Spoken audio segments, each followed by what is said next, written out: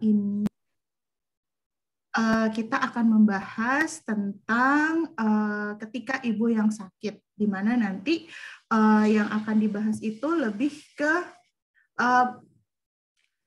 gejala-gejala fisik yang bisa timbul gitu ya, akibat kalau misalnya ibunya tuh stres, kelelahan, dan lain-lain. Nah, di sini tujuan dari kelas ini adalah supaya teman-teman tuh lebih aware gitu dalam kesehariannya, dan juga lebih bisa menganalisa ini kira-kira aku sakitnya ini memang sakit yang memang ada sakit misalnya infeksi atau ada kadar tertentu yang tinggi di dalam darah, atau memang justru pemicunya adalah stresor. Nah, gitu. Jadi kita lebih membahas ke itu tuh.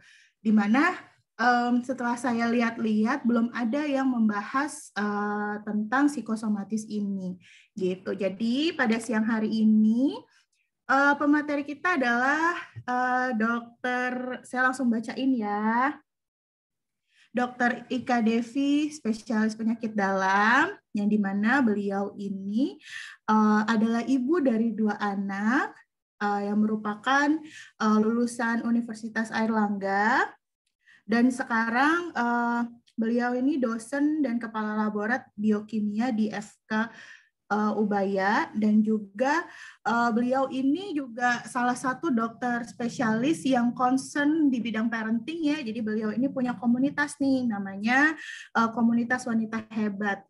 Ini anggotanya udah banyak banget, dan udah benar-benar berapa grup tuh, di grup WhatsApp tuh full banget ya komunitas ini. Teman-teman kalau misalnya mau ikutan dan diasuh langsung nih sama Dokter Ika, boleh banget tuh ikutan ininya, komunitasnya. Dan juga beliau merupakan owner FC HDI di Mojokerto.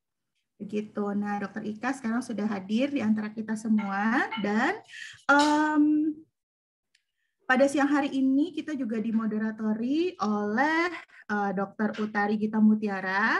Beliau ini lulusan Fakultas Kedokteran Universitas Lampung, dan saat ini merupakan dokter umum di Loka Rehabilitasi BNN Kalianda di Lampung. Beliau juga ibu 2 anak ya, dan hobinya itu jalan-jalan sama kuliner. Jadi teman-teman bisa follow akunnya Dokter Utari ya, dan juga Dokter Ika Devi gitu. Soalnya konten-konten dari beliau berdua ini benar-benar menyenangkan gitu loh, nggak yang serius membahas kesehatan gitu-gitu, nggak gitu, benar-benar menyenangkan deh. Oke deh, saya langsung aja nih menyapa moderator kita pada siang hari ini. Halo Dokter Utari. Halo, Dokter Pinan. Sebelumnya terima kasih ya Dok sudah mau berpartisipasi di sesi keempat ini. Dan juga saya mau menyapa juga Dokter Ika. Hai Dok, selamat siang Dok. Halo Dokter Pinan, halo Dokter Utari semuanya. Halo Dokter Ika. Ya, terima kasih karena sudah mau membagikan ilmunya kepada kami semua di sini, para ibu-ibu, para emak-emak, dan juga biasanya tuh kan yang dibahas anak melulu ya Dok ya. Nah, sekarang kita membahas tentang ibunya nih, karena ibunya sangat penting kan ya Dok, gitu. Kalau ibu sakit, rumah tuh udah langsung, aduh kayaknya beban ya, semua. Ambiar semuanya gitu. Makanya juga kita perlu banget nih menjaga kesehatan kita gitu sebagai ibu. Baiklah, segitu aja ya dari saya ya Sis. Utari, silahkan saya serahkan kelas kepadamu. Ya, terima kasih Dokter Pinan. Oke, Assalamualaikum warahmatullahi wabarakatuh. Baik, saya selaku moderator Dokter Utari Gita Mutiara.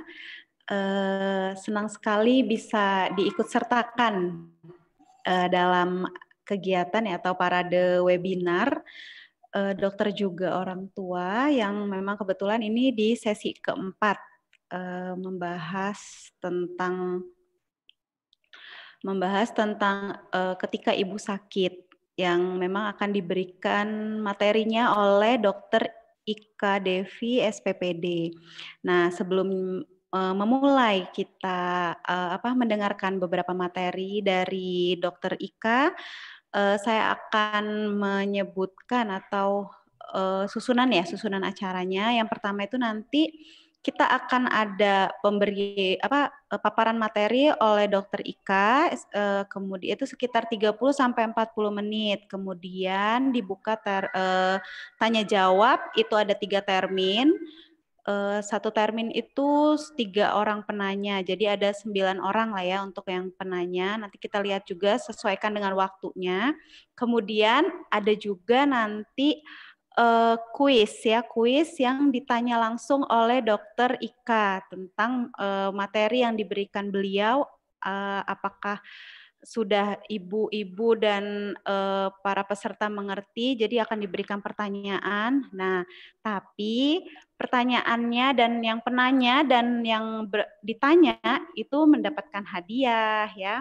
Jadi nanti akan disebutkan hadiahnya. Ya, sebelumnya itu saya akan memberitahu daftar sponsor ya untuk kegiatan parade webinar pada sesi 4 ini. Yang pertama dari buku Persilia, kedua dari Taktuku Buku, kemudian dari my.little.zai, kemudian dari Ruang Baca _Giant, dari yang kelima dari ju.ba.eda, Jubaida ya. Kemudian dari Saf Media Indonesia, booksandbox.id, dari Farisa Manda, amirah.id, Aruna Library, Aira.photograph, Fox and Bunny, HA Bookstore, Kamar Gaitsa, dan dari Dayanestore.id. Wah, banyak sekali nih ya sponsornya untuk acara ke sesi 4 ini. Ada totalnya itu ada 15 sponsor. Nanti juga akan dibagi buat hadiah dari peserta itu ada 6 ya, buat yang 3 penanya tercepat pertama dan 3 yang jawab benar. Kemudian juga nanti juga ada yang untuk di-share di IG Story ya. Bisa nanti dibuka di Instagramnya Dr. Pinan, nanti bisa di situ ada langkah-langkahnya. Oke, baik, kalau gitu untuk mempersingkat waktu bisa kita mulai paparan materi dari Dr. Ika. Aku share screen Saya dulu ya, share Dok. screen. Oh ya, dokter aja. Oke, baik. Udah nyala kok, Dok. Oke, terima kasih, Dok. Ya, sudah tampak ya, ibu-ibu semuanya. Saya panggil teman-teman aja ya, supaya kita merasa lebih mudah. Sebelumnya terima kasih atas undangannya dari Dr. Pinan dan juga dari Dr. Utari ya. Saya dikasih kesempatan siang ini untuk sharing sama teman-teman semuanya mengenai topik yang menurut saya menarik ya. Karena memang kalau saya sebagai penyakit dalam, saya tuh sering menemui pasien-pasien seperti ini gitu ya. Jadi topik kali ini adalah psikosomatis pada wanita. Oke, nah sebelumnya tak kenal maka tak sayang ya teman-teman sekalian. Perkenalkan, ini adalah IG dan juga Facebook saya ya, media sosial saya. Mungkin kalau misalnya teman-teman mau berteman, bisa temenan sama saya di Facebook maupun di Instagram. Kebetulan seperti yang Dokter Pinan ceritakan, saya sama hobinya sama seperti Dokter Utari dan Dokter Pinan. Jadi karena kami ini ibu-ibu, jadi yang dibahas ya soal ibu-ibu, soal pendidikan anak gitu ya. Saya nggak terlalu banyak bahas mengenai kehidupan kedokteran karena terlalu berat. Buat saya media sosial itu untuk berteman. Jadi ya saya banyak sharing mengenai kehidupan saya dan anak-anak. Silakan mungkin kalau misalnya teman-teman ada yang mau bergabung di dalam grup yang saya asuh ya. Jadi isinya tuh seputar mengenai pendidikan anak, seputar mengenai perkembangan terkini yang COVID ya. Segala macam update itu bisa dicek nanti di linknya. Jadi saya masukkan link grupnya di sini. Oke. Sebelumnya juga sudah disebutkan sama Dokter Pinan ya, ini keluarga saya ya. Saya dulu saya memang sebagai kepala laborat biokim FK Ubaya. Jadi saya kerja di sana 3 tahun. Cuman karena memang bebannya itu dengan yang namanya praktek 3 tempat, saya harus ngurus anak ya. Akhirnya satu posisi itu saya lepaskan. Tapi sekarang hobi saya untuk ngajar itu saya alihkan ya. Jadi saya punya grup komunitas wanita hebat. Gitu. Nah ini suami saya dokter bedah tulang ya, khusus untuk lutut dan ini anak-anak saya. Oke, nah sekarang saya mau bahas dan saya mau cerita ya, ibaratnya saya mau sharing, jadi kita santai aja di sini rekan-rekan sekalian. Kenapa sih ibu rumah tangga itu stres? Sebenarnya ibu rumah tangga itu bukan cuman yang ibu di rumah dan stay at home ya, bahkan yang namanya wanita pekerja itu juga sebagai ibu rumah tangga. Dan kita semua itu mempunyai beban yang berat. Kenapa demikian? Kita sudah tahu kalau yang namanya ibu rumah tangga itu bekerja, kerjanya nggak main-main loh kalau menurut saya ya, seharian tuh bisa ngider terus gitu, apalagi kemarin setelah zamannya COVID ini yang namanya cari pembantu tuh susah banget gitu ya, dan saya terpaksa merasakan yang namanya jadi ibu rumah tangga tanpa pembantu itu seperti apa rasanya tuh, kepala pindah ke kaki pindah ke kepala gitu ya, jadi seperti benar-benar dibalik, yang namanya harus bersihkan rumah, kemudian harus siapkan masakan, harus belanja, harus ngurus ini itu dan semuanya. Dan pekerjaan ini harus dilakukan secara simultan. Dan tentunya untuk beristirahat itu sukar untuk dikerjakan ya. Belum apa-apa sudah mama gitu ya. Mau makan mama, mau tidur mama gitu. Mau main mama, apapun selalu mama, kok nggak apa-apa gitu ya. Nah, kemudian akibatnya rekan-rekan sekalian, kita jadi tidak punya waktu untuk diri sendiri. Bahkan ya, kalau pada kondisi yang ekstrim di mana kita nggak punya pembantu, mau tidur 10 menit aja itu sudah anugerah, gitu ya. Dokter Utari ketawa, bener ya dok ya? Ya, memang melelahkan, rasanya pinggang, punggung, dan semuanya tuh mau lepas dari badan ya. Nah, seorang psikoterapis yang ada seorang psikoterapis namanya Sherilyn Zelan, dia mengatakan bahwa kalau kita tidak punya waktu untuk diri kita sendiri, ibaratnya kita tidak punya waktu untuk beristirahat, bersantai, atau refreshing, maka kita bisa mendapatkan yang namanya stres. Nah, kemudian stres ini tentunya akan berimpak pada kesehatan kita, dan itu yang nanti akan saya perdalam ya teman-teman sekalian. Yang ketiga, yang namanya jadi ibu, mau ibu bekerja maupun tidak bekerja, kita semuanya punya yang namanya aktivitas mental yang tidak berhenti. Coba sekarang kalau di rumah, yang namanya mikirkan anak makan, anak sekolah, anak naik kelas apa enggak, yang mikir pasti ibunya, ya kan? Kalau misalnya sekarang zaman pandemi, apa enggak tambah berat beban seorang ibu? Pastinya tambah berat. Karena apa? Yang namanya pandemi, tugas semuanya itu tanggung jawab ibunya, gitu ya.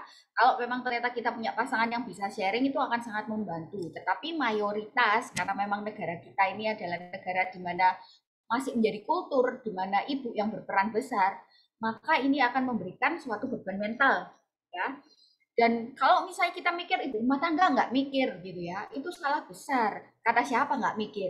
Mikir dikasih uang gimana caranya harus cukup gitu ya. Mikir gimana sih besok tuh anak-anak mau makan apa. Kemudian habis gitu mikir gimana sih caranya supaya anakku zaman pandemi ini tetap sehat. Harus sediakan vitamin apa, harus aktivitas apa. Dan bahkan ya karena zaman pandemi ini, saya sampai berpikir, akankah saya terpaksa harus bekerja sama dengan seorang psikolog? Contohnya seperti itu. Itu kan hasil buah pikiran dari seorang ibu ya. Karena menurut saya pun sekarang zamannya pandemi ini sesuatu yang tidak wajar, tidak normal. Karena apa? Anak-anak kita tidak bersosialisasi. Jadi rasanya yang namanya otak ini terus dipaksa untuk berpikir gitu. Semuanya harus kita pikirkan dan itu memberikan beban dan stres tersendiri. Belum lagi yang namanya penghakiman itu pasti ke ibunya. Anak nggak naik kelas, salah siapa? Ibunya. Pergi ke mall, anaknya pakai baju jelek, salah siapa? Ibunya. Nggak didandani, ibunya nggak care gitu ya. Jarang kan kita mendengarkan seperti itu. Iya anaknya kurus, bapaknya kok nggak ngasih makan sih? Nggak ada kayak gitu. Pasti salahnya siapa? Pasti ibunya gitu ya. Anak nanti kalau misalnya achievementnya bagus, anaknya bapak siapa dulu? Biasanya kayak gitu. Nah, itulah yang membuat akhirnya beban kita sebagai seorang ibu itu banyak ya bebannya ya. Nah, kemudian nextnya yang mengakibatkan stres itu juga apa? Karena tidak ada pengakuan di masyarakat. Budaya kita ini beda loh sama budaya orang Jepang ya. Budaya orang Jepang yang namanya ibu rumah tangga itu suatu profesi yang sangat diagung-agungkan, Di sana mereka paham bahwa yang namanya ibu rumah tangga itu bukan housewife, bukan wanita yang kurang kerjaan terus di rumah nggak ngapa-ngapain, bukan. Wanita adalah home manager, ibaratnya adalah manajer yang menangani semua pekerjaan. Demikian pula wanita bekerja. Wanita bekerja bukan berarti di luar bekerja, di rumah nggak ngurusi segala macam. Di rumah banyak yang dikerjakan ya, dan banyak yang harus diurus. Kalau misalnya nggak percaya, coba ditinggal satu minggu aja. Ibu pergi deh, traveling, piknik gitu ya. Kita lihat apa nggak ambiar itu rumah ya. Mulai dari anak nggak makan gitu ya, sekolah nggak tahu sekolah apa enggak, bangunnya telat gitu ya. Nah, itulah peranan dari seorang ibu.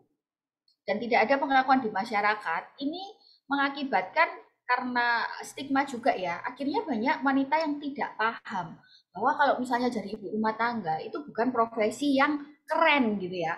Karena sebenarnya kalau menurut saya ya, sekarang tuh zaman sudah berkembang, zaman tuh sudah maju. Ibu rumah tangga tuh menurut saya keren banget. Apalagi kalau sekarang ada yang namanya media sosial, ada yang namanya bisnis online, mau wanita bekerja maupun tidak bekerja, itu semua tidak masalah. Ya, justru kita harus bangga karena kita punya kemampuan yang multitasking. Nah, kalau dilihat ya, coba lihat Sakti ya, ibu itu ya, dia nyetrika, ya masak gitu ya. Kadang kalau misalnya pergi belanja sambil gendong anak, kadang kalau masak sambil gendong anak, dan bahkan ya kadang kalau misalnya saya juga pas nggak ada pembantu itu, yang namanya telepon di tangan kiri, terima konsulan dari rumah sakit ya, nyiapin makan buat anak dan masih harus ngepel. Nah, kebetulan saya termasuk beruntung ya, karena pasangan saya tuh mau ngerjakan pekerjaan rumah tangga gitu. Jadi mulai dari nyuci, kemudian ngepel apa tuh mau mengerjakan. Nah, tapi kan tidak semua orang seperti itu. Oke, jadi kenapa kok kita bisa stres? Karena apa? Karena kita punya peran ganda, bukan hanya dua, tapi multiple. Dan multiple itu peranan seorang wanita yang sangat banyak. Mulai dari istri, jadi ibu rumah tangga, jadi ibu guru. Kita harus melahirkan, kita juga pencari nafkah. Mungkin ada ibu-ibu di sini sebagai tulang punggung ya. Jadi maksud saya membersamai suami untuk mencari kerja, untuk mencari penghasilan. Jadi bebannya tuh ibaratnya banyak sekali gitu ya.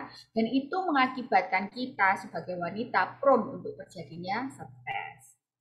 Oke. Nah, faktanya yang namanya kesehatan mental bagi seorang wanita itu sangat banyak terganggu. Dikatakan ya dari sebuah jurnal 4 dari 10 wanita mengalami stres. Jadi 40%. Kalau di Indonesia bahkan lebih besar lagi ya. Karena memang kultur kita ini bukan kultur yang kayak misalnya di Korea. Mungkin ya ibu-ibu di sini nonton film Korea. Kalau lihat di Korea tuh cowoknya masak loh. Gitu ya. Kalau di sana tuh yang namanya gender tuh nggak terlalu ini. Wanita pun bekerja. Masak pun bukan hanya urusan wanita, masak pun urusan pria, ya kan? Kalau misalnya teman-teman biasa lihat film Korea itu kan cowok-cowoknya mereka juga masak, mereka juga bersih-bersih rumah gitu ya. Dan akhirnya mereka sharing kewajiban. Nah, kalau di Indonesia belum seperti itu. Baik ibu rumah tangga maupun ibu bekerja, kita tuh punya beban stres sendiri-sendiri. Kalau ibu rumah tangga, interaksi sosialnya kurang. Kemudian manajemen stresnya kurang baik. Lah gimana mau baik? Nggak pernah keluar rumah ya. Masuk dapur, habis itu kamar tidur, balik lagi dapur. Kecuali kalau kita Nia Ramadhani gitu, mungkin di rumah nggak stres ya, karena yang dilihat banyak gitu ya. Kita bisa lihat segala macam gitu ya. Banyak sekali yang bisa kita lihat kalau memang ternyata lingkungan kita mendukung. Tapi kalau misalnya tidak mendukung, terus gimana dok? Nah, itu yang nanti akan kita bahas. Sedangkan sebagai seorang ibu bekerja, kita punya pekerjaan yang menuntut kita profesional. Yang namanya lingkungan kerja nggak mau tahu gitu ya, nggak mau tahu, nggak punya pembantu gitu. Tidak ada alasan. Terus lagi sedih, baper di rumah tidak ada alasan. Apalagi kalau misalnya kayak dokter Utari, dokter Pinan kayak saya gitu ya, misalnya di rumah pun ada masalah ya kita tetap harus sanggup bekerja dengan profesional. Nggak bisa kan kita kerja di depan pasien nangis-nangis gitu kan. Jadi bebannya sendiri. Nah, kalau misalnya seorang wanita bekerja, apalagi masalahnya? Biasanya kita apa ya namanya manajemen waktunya kurang baik. Saya pun menyadari semakin banyak beban pasien, yang namanya stres semakin banyak, itu akan lebih susah untuk mengelola emosi. Yang jadi korban siapa? Biasanya anak-anak, gitu ya. Kasihan anak-anak. Nah itu menjadi keterbatasan sebagai seorang wanita bekerja. Nah teman-teman sekalian tahu satu hal tidak? Hal yang menarik bahwa pikiran tuh mengaruhi penyakit. Maksudnya gimana dok? Mungkin dulu ya kalau pas kita kuliah, saya dulu ya teman-teman kalau kuliah mau ujian saya itu pasti diare pasti itu Dan yang namanya diare, sakit perut, kemudian gatal-gatal, urtikaria, jadi saya keluar bentol-bentol di seluruh badan, itu sudah makanan rutin kalau mau ujian. Karena apa? Karena saya stres, ya. Dan juga banyak saya menemui pasien-pasien yang stres karena problem rumah tangga, karena problem psikosomatis, ya itu yang nanti akan saya jelaskan. Jadi kalau kita stres, kita takut, maka akan timbul segala macam gejala, kayak misalnya jantung jadi berdebar-debar dok, gitu ya. Saya ingin muntah terus, saya berkeringat, gitu. Kemudian saya sakit perut, ya nafas menjadi cepat, keluhannya banyak sekali. Nah, ibu-ibu tahu tidak? Stres yang tidak dimanajemen dengan baik, dia akan mencetuskan satu hormon. Namanya hormon apa? Kortisol. Nah, kortisol ini adalah satu hormon yang sebenarnya kalau dalam dosis dia ibaratnya rendah gitu ya, dia akan mengatur gula darah gitu supaya gula darah kita tidak terlalu drop gitu ya. Dan banyak macam fungsinya dari kortisol. Tetapi pada saat dia berlebih, yang terjadi itu seperti apa? Pada saat kita tidak bisa mengontrol hormon kortisol karena stres, maka bisa terjadi gula darah meningkat. Jadi saya nggak cuma 1 kali 2 kali loh dapat pasien ya obatnya diabetes itu sudah 7 macam sampai dokter yang ngobati bingung gitu ya. Nah kemudian gula darahnya menjadi tidak terkontrol sampai 400-500. Setelah saya tanya, setelah saya telusur ternyata problem rumah tangga, ada pasangan, ada orang ketiga, kemudian di rumah itu anaknya banyak dan tidak ada bantuan dari pasangan, contohnya seperti itu, nggak ada yang bantu di rumah. Nah, kemudian dengan kortisol yang meningkat itu juga, maka serotonin itu akan berkurang. Serotonin itu bisa mengakibatkan kita bahagia, hormon bahagia kita berkurang. Jadi kalau hormon bahagia kita berkurang, rasanya itu apapun tidak ada yang bisa membuat bahagia gitu ya. Semakin kita tidak bahagia, semakin tinggi kortisolnya. Jadi seperti lingkaran setan ya teman-teman. Dan kita akan mengalami yang namanya sistem imun menurun dan juga tekanan darah akan meningkat. Jadi efeknya banyak. Apalagi sih efeknya terhadap badan kalau kita stres berlebih. Teman-teman bisa terjadi yang namanya peningkatan dari lemak, terutama di daerah abdomen. Ya, jadi mungkin kalau ada ibu-ibu di sini sudah merasa dok, ini sudah diet, makan sudah teratur, tapi aku nggak bisa kurus gitu ya. Coba ditelusur adakah faktor stres yang berperanan di dalamnya. Ya, karena apa? Stres akibat peningkatan kortisol itu juga bisa mengakibatkan penumpukan lemak. Nah, kalau lemak menumpuk akhirnya terjadi yang kegemukan di daerah abdominal, perutnya yang membesar. Jadi mau diet mau apa itu tidak bisa membantu. Karena apa? Karena ada faktor emosional di dalamnya dan kita juga akan lebih mudah sakit. Nah, semuanya itu akan mencetuskan suatu psikosomatis. Psikosomatis itu asalnya dari 2 kata, yaitu psikis ya dan somatis. Psikis itu artinya pikiran dan somatis artinya tubuh, di mana kesimpulannya adalah pikiran yang kemudian bisa mempengaruhi tubuh. Nah, kapan sih kita curiga suatu psikosomatis? Biasanya sulit dikenali ya, tetapi biasanya kalau teman-teman pergi ke dokter dengan keluhan yang dokter nggak sembuh-sembuh, dokternya sudah bilang ini nggak ada penyakitnya bu, gitu ya, sudah dicek segala macam, ternyata tidak ada, kita menderita yang namanya psikosomatis. Nah, psikosomatis ini sangat berat sampai mengakibatkan angka bunuh diri yang cukup besar loh ya, terutama di Indonesia, di mana perempuan itu lebih banyak yang akhirnya sampai suicide. Sedemikian parahnya yang namanya psikosomatis. Gejala psikosomatis ini teman-teman bisa mempengaruhi head to toe, ya semuanya bisa kena. Jadi badan bisa rasa pegal-pegal. Jadi kalau misalnya ya aktivitas nggak banyak, misalnya kita merasa aktivitas nggak banyak ya, tapi kok cepet capek ya dok ya, gitu ya. Badan itu ada yang rasa nyeri di bagian tubuh tertentu, misalnya di lambung terus-terusan gitu ya. Kemudian gatal-gatal, kesemutan, nyeri kepala, segala macam keluhannya ganti-ganti. Dan kemudian ibu-ibu atau teman-teman sekalian shopping dokter, jadi tidak lego ya kalau tidak ke dokter saraf, dokter jantung, dokter penyakit dalam, dokter kulit, dokter mata, semua didatangi. Bisa jadi kita terkena psikosomatis. Oke, nah kalau kita lihat lagi, pernah nggak sih kita merasa ya saking kita merasa ketakutan, kemudian kita merasa berdebar-debar, kita merasa bersalah, kayak kita tuh makan tuh ada nyantol di tenggorokan, kita merasa kayaknya sudah nggak ada harapan ini sama problem ini, aku sudah nggak tahu aku mau ngapain, rasanya badan capek banget. Nah, itu adalah bagian dari psikosomatis. Jadi kalau rekan-rekan sekalian lihat, yang namanya psikosomatis itu menyerang seluruh tubuh, head to toe, dari atas sampai bawah, semua jenis penyakit bisa terkena, ya. Dan yang lebih luar biasanya lagi, yang namanya psikosomatis, kalau kita tidak tangani, dia bisa menjadi suatu kondisi yang menetap. Menetap seperti apa sih, Dok? Jadi ya, saya mau cerita. Jadi saya punya pasien saya ini adalah pasien lupus, ya. Nah, mohon maaf ya, teman-teman. Ya, mohon maaf ya, soalnya di sini karena di rumah jadi ada anak. Nah, kemudian salah seorang pasien saya itu menderita lupus. Nah, lupusnya itu sulit untuk ditangani. Jadi datangnya tuh dengan keluhan lupusnya, dengan manifestasi lupusnya. Ternyata kenapa penyebabnya? Ada masalah rumah tangga.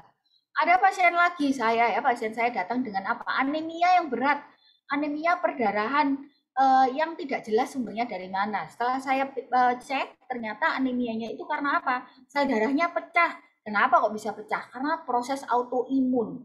Kenapa kok bisa autoimun? Karena ada stresornya, yaitu problem di rumah tangga. Jadi seperti itu.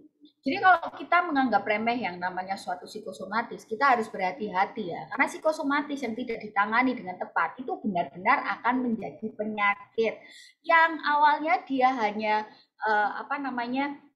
tidak ada kelainan organik sampai akhirnya menjadi suatu kelainan organik. Kelainan organik itu kelainan menetap loh teman-teman. Kalau sudah jadi yang namanya kanker, jadi yang namanya lupus, itu kan jadi menetap. Kalau misalnya stresnya berlebih, kemudian habis itu ada problem di nyeri lambung, bukannya itu menetap ya. Lambung itu bisa akibatnya perforasi atau misalnya awalnya keluarnya nyeri lambung, lama-lama asam lambungnya naik terus, tidak tertangani. Akhirnya apa? Perdarahan lambung, meninggal bisa. Saya punya pasien seperti itu ya, wanita muda, kemudian karena stresor yang berat, ya kayaknya sudah tidak ada drive untuk hidup, nggak punya keinginan untuk hidup, akhirnya meninggal. Kenapa? Perdarahan lambung. Perdarahan lambungnya karena apa? Awalnya karena psikosomatis yang berat yang tidak tertangani. Biasanya apa sih sebagai tenaga medis yang kita kerjakan? Pada saat kita memeriksa pasien, biasanya kita akan melakukan anamnesis pemeriksaan fisik, kemudian kita akan mengecek berbagai macam faktor ya. Jadi tidak hanya kelainan yang kita hadapi saat itu, pasti kita ngetrace juga ke belakang. Ada faktor lain nggak sih pengaruh? Contohnya faktor pernikahan, faktor sosial dan ekonomi, faktor kesehatan, faktor psikologis, semuanya dicari. Dan yang namanya faktor sosial ekonomi, ini luas bahasannya ya. Jadi misalnya kita merasa di rumah tangga keuangan kurang, itu pasti stres dong kalau misalnya jadi ibu gitu ya. Kemudian kita merasa, aduh hubungan dengan yang namanya mertua ini kok nggak harmonis banget gitu ya. Saya merasa dengan yang namanya mertua itu hanya disuruh-suruh gitu ya. Mertua itu kan misalnya hanya menyalahkan, nah itu kan menimbulkan beban dan stres. Dan itu pun bisa berakibat pada yang namanya manifestasi dari psikosomatis.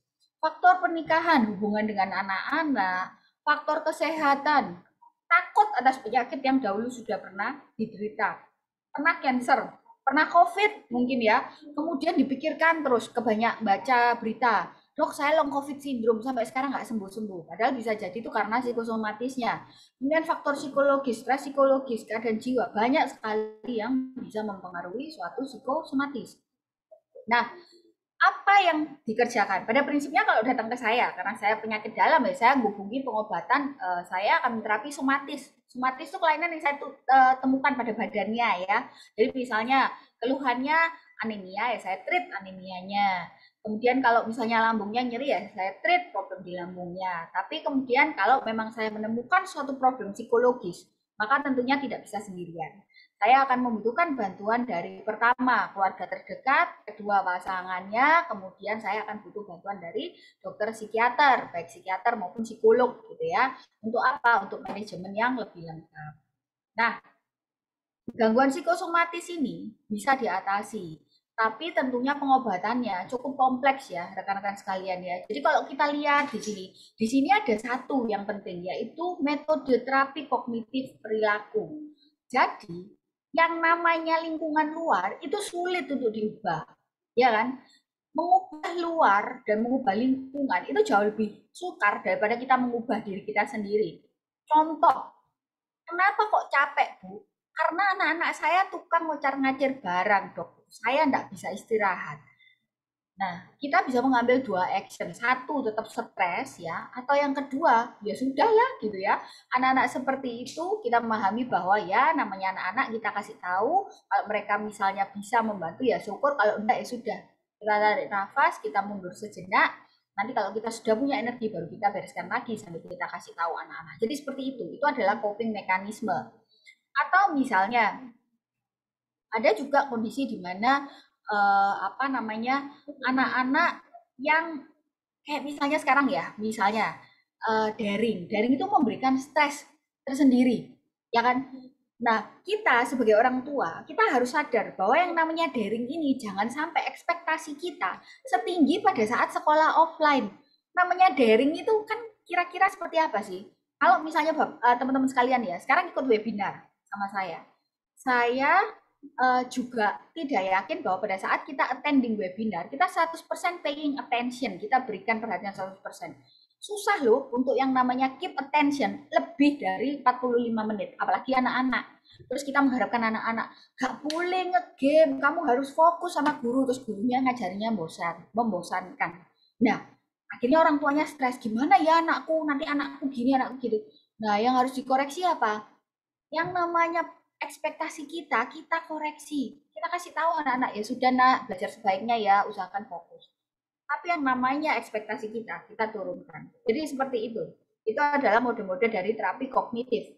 Kemudian berikutnya yang penting adalah kita latihan relaksasi. Take a time, kalau pagi. Ya, saya juga punya baru-baru ini sih. Saya baru-baru ini saya punya buku. Kemudian saya nulis hal-hal yang saya syukuri setiap hari gitu. Disarankan minimal 3, kalau bisa 10 lebih bagus lagi gitu ya. Saya kemarin sempat saya nulis juga sih waktu itu di Facebook sama di Instagram. Jadi saya akan mau cerita sama teman-teman. Saya sempat di mana saya merasa capek ya, jadi dokter harus pakai masker double gitu ya. Terus pasiennya banyak, teriak-teriak di dalam masker tuh sesak nafas gitu ya. Dan apa namanya, saya merasa lelah gitu ya, merasa capek gitu ya, apalagi pasiennya ada yang masuk ICU dan sebagainya gitu. Di rumah waktu itu juga belum ada apa namanya mbak yang bekerja di rumah, stres kayak gitu ya.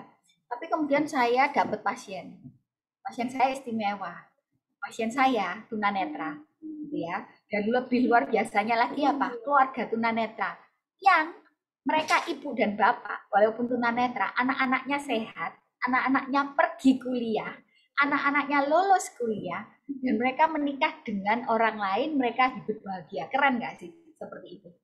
Berarti si ibu ini yang tunanetra, dia mampu melakukan psikoterapi yang baik pada dirinya. Dia tidak memilih untuk kalah dalam hidup, ya kan? Dia memilih untuk menang. Hasilnya ya seperti yang kita lihat seperti itu. Jadi seperti itu teman-teman. Untuk menghadapi stres maka kita harus punya suatu coping mekanisme yang bagus, ya. Kemudian kita harus punya namanya teknik pengalihan. Teknik pengalihan itu kita harus punya. Jadi kalau misalnya teman-teman sekarang lihat saya di sini, buat saya sharing sama teman-teman sekalian di sini, ini adalah suatu teknik pengalihan saya, gitu ya. Jadi ada yang tanya sama saya, terutama teman-teman saya sejawat yang penyakit dalam, kamu tuh kok aneh ya mbak ya, gitu ya. Kok senangannya nulis, hobi saya sama kayak dokter Tinan, saya suka nulis. Cuman tulisan saya lebih banyak di Facebook, saya cerita tentang hidup saya cerita tentang pengalaman apa namanya perempuan saya dan sebagainya, gitu ya. Karena buat saya itu metode relaksasi, gitu. Karena buat saya itu membuat saya untuk lebih rileks gitu.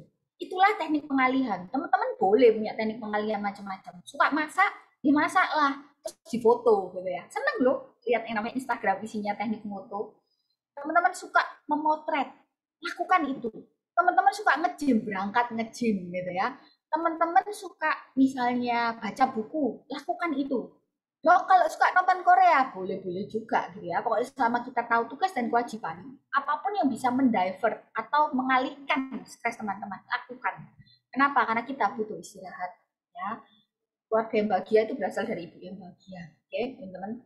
Kemudian berikutnya ada teknik akupunktur, hipnosis atau hipnoterapi. Ya, hipnosis atau hipnoterapi ini termasuk di dalamnya adalah kita belajar bagaimana cara untuk memotivasi diri dan mencari akar masalah terdalam. Itu ada ahlinya untuk hipnoterapi. Dan kita bisa mulai dengan cara-cara simpel kalau kita stres. Hadap kaca, ya, terus kita lihat ke kaca setiap hari. Aku berharga, ya, aku cantik, aku sehat, aku diberkati. Lakukan itu secara terus-menerus. Berikutnya, kita bisa melakukan terapi listrik, tapi tentunya ini bagian dari dokternya ya. Kemudian fisioterapi, kemudian obat-obatan. Tapi kembali lagi, teman-teman, untuk mengatasi problem tersebut, siapa yang harus menolong diri kita sendiri? Ya kita sendiri, gitu ya. Karena semua pengobatan dari luar itu tidak akan berhasil kalau kita tidak bisa mengangkat diri sendiri. Oke, jurus anti stres untuk ibu-ibu. Pertama, kita harus punya jadwal, ya. Kedua, luangkan waktu main-main sama anak-anak gitu. Main sembunyi-sembunyian. Yang namanya anak-anak tuh kalau diajak main sembunyi-sembunyian itu paling seru. Yang ketiga, jangan gengsi minta tolong. Kalau capek ngomong gitu ya. Kalau misalnya capek, ya bilang, aku hari ini capek. Aku nggak mau masak. Aku hari ini mau belanja dan aku mau beli makanan. Ada yang salah dengan itu? Nggak ada yang salah. Nggak usah jadi yang namanya perfect mother gitu ya. Jadilah ibu yang anti stres, itu jauh lebih penting. Luangkan waktu untuk me time, batasi pekerjaan. Saya, pada saat saya bekerja sebagai dosen, jam kerja saya itu benar-benar ngeri. Saya jam 7 pagi harus ngajar, sampai jam 10 pagi. Setelah itu saya akan praktek. Habis itu jam 4 sampai jam 3 sampai jam 5 saya akan ngajar lagi. Setelah itu saya akan praktek malam. Seperti itu setiap hari, Senin sampai Sabtu. Akhirnya anak-anak saya cuma dapat waktu sisa. Nah, setelah saya melepaskan yang namanya jabatan saya, ya, akhirnya saya merasa lebih tidak stres ya. Saya merasa jauh lebih bahagia sekarang gitu ya. Jadi kalau ditanya, dok praktek malam? Enggak, sekarang saya batasi. Jam kerja saya cuma pagi sampai sore. Di malam hari saya sama anak-anak. Hobi saya ngajar, ya saya salurkan seperti ini. Hobi saya sharing, ya saya tulis lewat Facebook. Jadi saya Facebook tidak menggunakan Instagram maupun Facebook untuk galau, tidak gitu ya. Saya gunakan Facebook dan Instagram sebagai media untuk bercerita dan menyalurkan hobi saya. Jadi seperti itu ya. Dan kita pelajari teknik-teknik relaksasi. Teknik-teknik relaksasi yang teman-teman bisa lakukan itu kalau pagi hari, cari satu spot yang teman-teman bisa tidak terganggu. Jadi kalau di rumah, kita itu kan sejak zaman pandemi itu ya, kalau saya di rumah ini, saya punya komputer sendiri, suami punya komputer sendiri, anak saya lagi punya komputer sendiri. Jadi kita punya spot sendiri-sendiri. Pada saat saya merasa saya tidak ingin diganggu, ya saya akan masuk kamar, saya kunci pintu, saya diam di situ dan saya akan melakukan teknik relaksasi. Buat saya ya, mungkin tiap teman-teman beda. Karena saya Katolik, saya akan mendengarkan yang namanya lagu-lagu yang memotivasi, gitu, yang bisa menenangkan. Setelah itu, saya akan buka semua channel yang menurut saya bisa memotivasi. Contoh, saya akan buka channel misalnya ada yang namanya Alpha Leader. Kemudian ada Motiva University. Saya akan mendengarkan channel-channel seperti itu. Karena apa? Saya harus memenuhi diri saya dengan hal-hal yang positif. Gitu. Dan itu menurut saya ngefek loh. Jadi kalau pagi hari, 30 menit aja teman-teman habiskan sebelum anak-anak bangun ya. Untuk duduk, untuk ngelis berkat itu apa. Ya. Maka sepanjang hari Anda akan bisa menjalankan hari itu dengan lebih optimal. Nggak stres. Ya. Nah, tips berikutnya yaitu tips untuk mengelola rasa cemas. Pertama, kita harus punya jadwal kegiatan, ya. Jadi jadwal kegiatannya kita lihat masuk akal apa enggak gitu ya. Kalau misalnya jadwal kerjaannya membersihkan rumah terus gitu ya, itu bisa stres teman-teman. Kasih waktu membersihkan rumah jam segini sampai jam segini, ya. Jadi jangan melakukan kegiatan yang randomly gitu. Kita harus punya fix pada jadwal karena itu sangat membantu. Karena kita jadi tahu ya, oh ternyata di sini aku harus beristirahat. Kemudian kita mensyukuri hal-hal yang bisa kita syukuri hari ini. Kemudian berikutnya kita latih mindfulness. Mindfulness ini termasuk di dalam mindful parenting. Ya, saya pernah ditanya waktu itu, saya pernah pada fase di mana ini bukan saya bangga ya, saya sharing sama teman-teman. Di mana saya itu sama anak-anak tuh jadi ibu yang galak banget gitu ya. Saya keren sama anak-anak gitu ya. Kalau misalnya saya marah sama anak-anak, saya tidak bangga dan saya benar-benar malu kalau saya ingat pengalaman sekarang tuh ya, saya bisa yang namanya mukul gitu. Pada saat fase di mana saya stres berat karena saya waktu itu jadi dosen.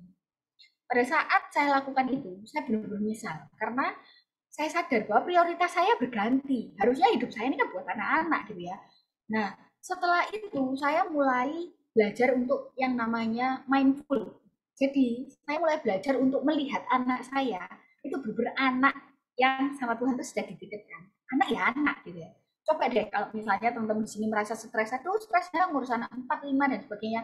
Coba dilihat anaknya, ya mata anak-anak, caranya mereka ngomong, dan bersyukurlah gitu. Kita loh punya anak-anak yang sehat, kita loh punya anak yang mau ngomong sama kita. Artinya apa? Mereka tuh sayang sama kita, gitu ya. Coba pada saat satu titik di mana anak nggak nyari Anda, apa nggak tambah sedih. Gitu ya. Jadi itulah yang namanya mindful. Berhenti sejenak, kemudian mendengarkan, ya benar-benar menyadari apa yang kita kerjakan. Oke, berikutnya teman-teman punyalah komunitas. Komunitas itu sangat penting ya. Komunitas kalau menurut saya punya komunitas ibu-ibu gitu ya. Isinya apa? Ya sharing. Karena apa? Dengan komunitas yang tepat itu sebenarnya sangat membantu. Karena apa? Kita bisa dengar pengalaman dari ibu-ibu yang lain. Jadi jangan sendiri. Yang namanya perjuangan menjadi seorang wanita berserta stresnya itu temennya banyak gitu ya. Tidak hanya kita sendiri. Jadi jangan merasa bahwa Anda sendirian. Oke, dan sebagai sesama wanita, jangan kita ucapkan hal ini ya ke sesama wanita. Oh, kamu cuma ibu rumah tangga. Kata siapa ibu rumah tangga itu cuma? Ibu rumah tangga itu berat gitu ya. Terus di rumah aja kok kasih makanan kayak gini doang gitu ya. Enak ngomongnya, padahal yang dikomentari itu mungkin dananya kurang cukup untuk kasih makanan bergizi. Tidak tahu ya. Nah, enak ya di rumah bisa santai-santai, kata siapa di rumah itu santai gitu ya, coba gitu ya seharian. Banyak hal yang kita sebagai wanita tuh kita tidak menyadari bahwa kita tuh sering ibaratnya itu merasa lebih tinggi daripada wanita lain, padahal enggak, sama aja. Semua ibu rumah tangga, semua ibu pekerja itu sama ya. Jadi upayakan kita sebagai sesama wanita jangan mengatakan hal-hal seperti ini ya rekan-rekan sekalian ya. Rumahnya pasti bersih, kamu kan tiap hari di rumah, rumahmu kok kotor sih kamu di rumah gitu ya. Enak komentar, padahal nggak tahu kalau misalnya di rumah ternyata misalnya anaknya ada yang disabilitas, kan kita nggak pernah tahu. Oke, ya kita semua lebih kuat dibandingkan yang kita tahu ya teman-teman sekalian. Kembali lagi untuk bisa mengatasi stres, kuncinya satu, yaitu teman-teman harus mulai dengan mencari kebahagiaanmu sendiri. Itu yang sering kita lupakan sebagai seorang ibu rumah tangga. Tadi saya sudah cerita macam-macam ya, bahwa yang namanya stres itu bisa pengaruh pada hormon kortisol. Saat ini mungkin tidak terasa, tapi yang namanya kortisol jangka panjang, tensi Anda bisa meningkat, ya berat badan teman-teman bisa meningkat, bahkan yang namanya kulit ini bisa sagging, bisa keriput gitu ya.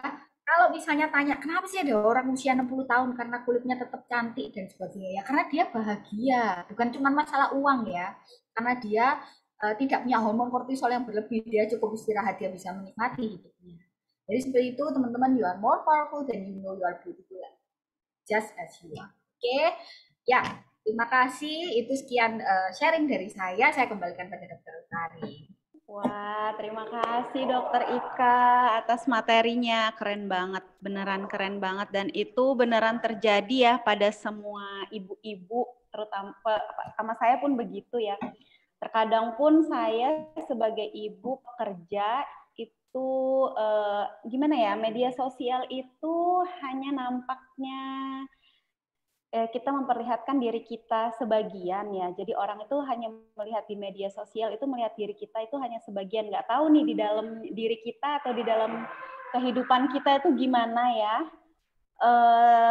Kayak contoh saya misalnya sering nge-share jalan-jalan ini, pasti ada netizen yang bilang, ya ampun dok, jalan-jalan terus ya, nggak pernah ngurus anak ya, gitu kan. Bagus banget omongannya, gitu kan. Padahal nggak tahu dia saya pontang-panting ngurus anak gimana. Kalau anak ini, masa mau saya kasih tahu saya cara ngurus anak gimana, mau di-share, saya lagi ngasih makan. Aduh, itu ya begitulah ya kalau apa ya, seseorang hanya melihat di sebagian atau di bagian IG story media sosialnya saja, nggak tahu nih Gimana kayak misalnya salah satu tuh penghakiman pada seorang ibu ya, contoh ngelihat anaknya lebih kecil daripada atau lebih kurus daripada daripada anaknya, kayaknya anaknya gendut, kecil banget sih anaknya, nggak pernah dikasih makan ya gitu kan.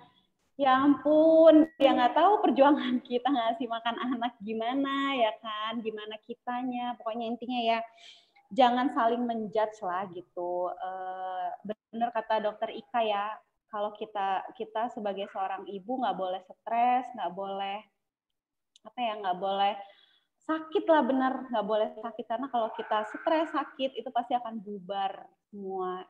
Anak-anak pun akan bubar, maksudnya nggak bakal terbengkalai, walaupun gimana pun juga kita butuh me time sekali-sekali, terus itu mencari kebahagiaan sendiri. Gimana misalnya ibu-ibu butuh me time yang memang hobinya ke salon, ya bolehlah sebulan sekali, nggak masalah gitu kan, atau memang lagi pengen jalan sama teman-teman sekali-sekali itu nggak apa-apa gitu kan, minta izin sama suami, minta izin sama anak-anaknya gitu, karena bentar ya Bunda tinggal dulu sebentar itu. Tetap ya kita mau pergi itu harus izin sama anak, karena gimana ya, mereka pasti merasa bingung, mana ibu kita. Oh ya, satu lagi, sama kadang gini ya Dok ya, saya berpikir kok kayaknya ini ya manggil terus si anak ini bunda.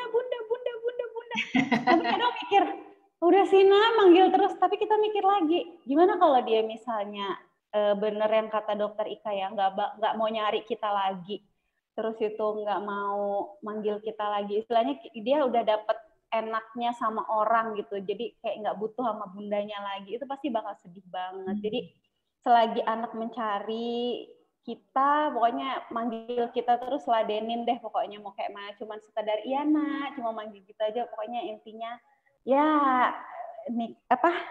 ladenin anak lah, itu jangan dicuekin, karena takut anak itu pasti nanti dia akan mencari kenyamanan tersendiri ya Dok ya. Kalau misalnya kita terlalu cuekin atau kita nggak ngeladenin. Oke, kalau gitu materinya sangat bagus banget dan pesan-pesannya dari Dokter Ika pun sangat bagus sekali. Kita akan buka tanya jawab ya. Ini termin pertama, 3 penanya ya, 3 penanya.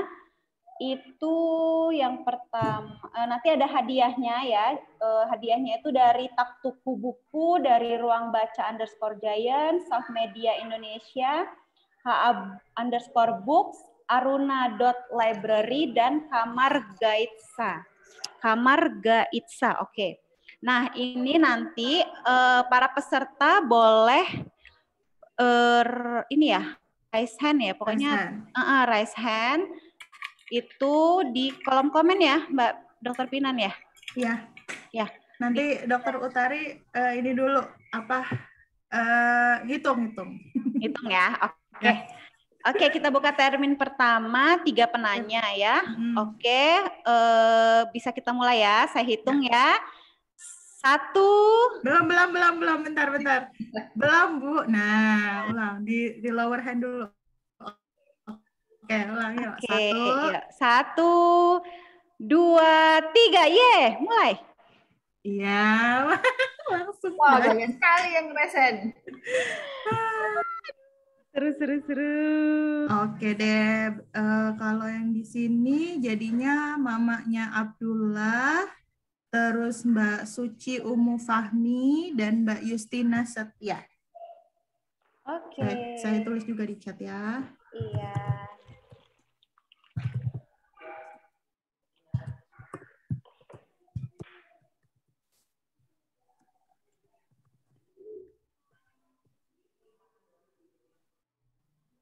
Ya, silahkan mamanya Abdullah. Ya, ini siapa? Silahkan Dok, Dokter Utari. Dok, mamanya Abdullah udah share. Iya, mamanya Abdullah ya pertanyaannya. Dok, izin bertanya, jadi kan ada hormon yang membuat bahagia bisa berkurang ya? Selain dengan tips-tips yang dokter kasih, seperti rileks, banyak bersyukur, jangan kerja melulu, tapi siapkan me time juga. Apa ada makanan yang bisa meningkatkan hormon bahagia itu? FB dokter apa ya tadi? Hehe, belum sempat dicatat karena nyambi ngurus suami tadi. Oh, suami juga anak ya, anak tua. Luar biasa, bahkan zoomnya sambil ngurus suami ya. Keren kok memang ibu-ibu. Ya, apa namanya, makanan yang bisa meningkatkan hormon bahagia. Jadi kalau misalnya kita stres, itu hormon yang bisa mempengaruhi itu namanya hormon kortisol ya ibu-ibu. Kita tidak menghendaki hormon kortisol kita itu menggila gitu ya. Karena kalau hormon kortisol menggila itu ya sudah bisa hipertensi, bisa diabetes, kulitnya jadi keriput dan sebagainya gitu ya. Nah, makanan yang bisa mempengaruhi kortisolnya itu semakin meningkat itu adalah makanan-makanan yang mengandung kadar gula tinggi. Jadi kayak misalnya karbohidrat yang kayak misalnya kita makan apa ya? Fast food, junk food. Nah, seperti itu. Sedangkan hormon yang bisa sedikit bisa menjinakkan yang namanya kortisol itu tentunya makanan-makanan yang sehat. Jadi yang namanya slogan ayo eat healthy food itu memang ada maknanya. Jadi kita jangan terus kemudian konsumsi makanan-makanan dengan kadar gula yang tinggi gitu ya. Pilih yang benar-benar karbohidrat yang sukar dicerna, contohnya kayak beras merah, kemudian kayak buah-buah yang raw itu jauh lebih bagus dan itu kalau dikonsumsi bersama kita konsumsi yang mengandung omega 3 itu akan sangat bagus untuk meningkatkan yang namanya serotonin. Jadi kalau kita merasa aku kok merasa cepet capek ya, aku merasa cepet lelah, coba telusur deh makanan kita itu seperti apa ya. Kita benar-benar kembali ke makanan yang basic yang sehat. Dengan demikian otomatis kan berat badan itu akan semakin berkurang. Kalau berat badan kita mulai berkurang biasanya tuh tubuh akan mensensing sendiri gitu ya. Aku sekarang lebih langsing, kita jadi lebih bahagia gitu. Dan itu biasanya berkesinambungan ya gitu. Satu demi satu, maka lama-lama ya kita bisa punya transformasi hidup. Jadi benar-benar kita harus memilih apa ya untuk mengontrol mulut terlebih dahulu. Bisa kalau ibu kalau misalnya lagi stres larinya apa itu coba? Coklat, siapa yang suka coklat? Saya juga suka coklat. Saya kalau lagi stres sama dok gitu. Saya kalau misalnya lagi stres ngapain ngopi? Padahal itu merusak kolagen gitu. Ya, Facebook saya atas nama Ika Devi. Jadi nggak ada dokternya ya. Soalnya dulu pakai nama dokter sama Facebook disemprit. Di Facebook saya cuma Ika Devi. Kalau Instagram ada dokter Ika Devi. Oke, baik. Bagus banget ya penjelasannya. Jadi intinya makannya harus seimbang ya dok ya. Bolehlah sesekali makan manis ya dok, tapi jangan keseringan ya. Ngemil-ngemil dikit nggak apa-apa ya dok ya. Nggak dosa kan dok ya? Boleh, sedikit. Sedikit. Kalau langsing itu kan memang pasti kita apa ya kalau ngerasa berat badan turun terus itu kita dari gemuk jadi kurus itu pasti ya ampun seneng gitu kan, itu kan meningkatkan hormon bahagia ya. Ya benar, saya merasakan kok dok itu. Mohon maaf saya hobi diet memang. Oke, buat nanti yang ibu-ibu, yang peserta yang mau nanya tentang materi kesehatan jiwa atau kapan sih harus ke psikolog dan psikiater, itu nanti akan dibahas di sesi berikutnya. Jadi buat yang mau bertanya tentang kesehatan jiwa, mungkin nanti ada sesi berikutnya dengan spesialis kesehatan jiwa ya. Di sesi berapa ini ya Dokter Pinan kira-kira kalau untuk kesehatan jiwa? Kesehatan jiwa 9 kalau nggak salah. Sesi 9. Masih bulan depan. Bulan depan. Jadi kalau misalnya ada pertanyaan yang tentang kesehatan jiwa atau psikolog gitu, psikiater itu disimpan dulu, nanti ikut sesi 9 ya. Oke, pertanyaan kedua dari siapa dokter? Ini dari Mbak Suci. Suci Fahmi ya. Nah, ini pertanyaannya Dokter Ika itu, dok, misal kita ada stres dan ada sakit psikosomatis, baiknya mana dulu yang perlu ditanganin? Ya, Mbak Suci, kalau saya sih biasanya nggak pernah satu persatu ya, simultan biasanya ya, simultan. Jadi pada saat dapat pasien yang psikosomatis, saya ngobati yang bagian soma atau tubuhnya. Saat yang bersamaan saya pasti konsultasi ke bagian psikolog atau psikiater. Kalau di rumah sakit kan kita kerjanya sama psikiater ya, karena membutuhkan obat-obatan. Jadi psikoterapi jadi kasih obat. Karena dua-duanya berkaitan. Contoh ya, pada saat orang stres dan ada gejala psikosomatis, itu misalnya saya ngobati stresnya dulu. Lah keluar nyeri lambungnya kan nggak cepet hilang gitu ya. Pada orang-orang yang benar-benar stres, berat nyeri lambungnya tuh semakin dipikirkan, semakin dipikirkan, tambah nyeri. Jadi harus dilakukan secara simultan. Sedangkan kalau misalnya kita ngobati dulu yang badannya doang gitu ya, diobati, ya akan terus stres, nggak akan selesai gitu ya. Jadi semuanya harus bersamaan. Dan sebenarnya terapinya itu yang paling membantu itu sebenarnya psikoterapi keluarga yang supporting. Jadi seperti itu, keluarga yang supporting. Tapi ya tentunya tidak semua wanita mendapatkan privilege seperti itu ya. Jadi kalau misalnya ternyata tidak bisa seperti itu ya kita sendiri harus bermula dari dalam. Gitu. Karena untuk mengubah luar itu kan lebih sulit daripada mengubah dari dalam. Ya. Iya, benar banget itu ya. Pasti ya sebenarnya nggak semua keluarga masing-masing itu pasti berbeda ya. Entah yang dari mertuanya, dari keluarga sendiri itu pasti berbeda. Tapi itu memang butuh sekali supporting dari keluarga, dari terutama dari suami sih kalau saya ya ininya suami kalau sudah menyupport istilahnya mau orang ngomong apa, kalau suami sendiri tahu kita gimana, pasti kita pun akan dapat pembelaan ataupun dapat yang sebenarnya gimana gitu ya. Benar nggak, Dok? Ya, betul. Kalau suami kita aja udah nggak ngebela kita, gimana mau yang lain gitu. Istilahnya kayak gitu ya. Jadi intinya suami itu memang harus benar-benar jadi apa ya, prioritas supporting prioritas kita lah gitu. Jadi jangan ya apa ya, saling komunikasi juga sih itu penting ya mas suami. Jadi kalau misalnya memang punya keluarga yang kurang komunikatif gitu dari keluarga suami ataupun dari keluarga sendiri, itu mungkin dengan bantuan dari suami atau support dari suami pun sudah sangat membantu ya, seperti itu. Oke, pertanyaan ketiga ya kita lanjut, itu dari Justina ya kalau saya. Pertanyaan ketiga.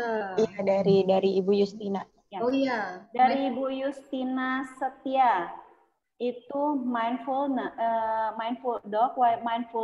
menjadi seorang ibu rumah tangga.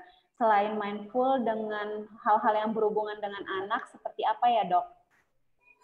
Untuk menjadi ibu rumah tangga ya pertanyaannya. Biasanya kalau mindfulness berhubungan dengan anak itu lebih gampang ya, karena memang kan ibaratnya kita bawa anak 9 bulan ya lebih mudah untuk mencapai mindfulness. Lebih susah untuk mindfulness dengan orang lain, misalnya dengan mertua, dengan yang namanya pasangan, apalagi kalau pasangannya agak lucu gitu ya, quotation. Nah, kembali lagi ya, saya nggak bisa bilang bahwa saya sudah berhasil mengatasi mindfulness sebagai seorang pasangan atau sebagai seorang istri gitu. Saya pun masih berjuang gitu ya. Kalau mindfulness sebagai seorang mama itu jauh lebih mudah kita lakukan karena memang kalau ibu kan ya jiwanya, hatinya ya anak, jadi lebih gampang gitu. Nah, kalau yang untuk pasangan, untuk keluarga dan sebagainya, kembali lagi, awal kita menikah itu tujuannya apa? Sebenarnya itu kan kayak derajat tertinggi ya, Dokter Utari, Dokter Pinang. Yeah. Biasanya kalau orang mau nikah itu banyak yang teman-teman saya Muslim itu ada juga. Terus saya waktu itu dia punya problem rumah tangga, dia pun bisa menghadapinya dengan tenang. Saya sampai bingung gitu ya. Ternyata rahasianya dia karena dia menganggap bahwa yang namanya rumah tangga ini adalah ibadah gitu. Jadi mau kayak mertuaku kayak apa, misalnya pasanganku kayak apa, ini itu ibadahku gitu. Jadi dia benar-benar sudah pada fase yang level paling tinggi. Sehingga pada saat menghadapi pasangan yang lucu, mertua yang lucu, mindfulness-nya itu bisa dia keluarkan. Jadi dia bisa tetap melayani dengan bahagia gitu. Luar biasa kan. Ada loh teman-teman yang bisa seperti itu. Saya sendiri masih struggle untuk hal seperti itu. Gitu, Bu Justina. Jadi kembali lagi, tujuan rumah tangganya apa dulu gitu ya. Tujuan menikahnya apa dulu. Kita mau di reward Tuhan sampai sejauh mana. Oke, cukup ya termin 1. Mungkin udah jelas semua. Kita lanjut ke termin kedua ya. Oke, lanjut Ya, termin lanjut ke kedua. termin kedua. Seru banget ini Tunggu bahasan ya, dan sis. pertanyaan-pertanyaannya. Kece. Oke ya, Sister sabar. sabar Ya. ya. Tunggu moderator ngitung dulu ya. Oke. Oke ya, kita buka termin kedua. 1, 2, 3. Oke. Mbak Eka, Mbak Wiwit Nurvia, dan Mbak Sadiah Umi. Oke. Silakan. Mbak Sadia dan Pak Lupi ya? Bukan, Mbak Sadiah, Wiwit Nurvia tadi duluan. Wiwit ya? Oke. Itu bisa tolong chat untuk pertanyaannya.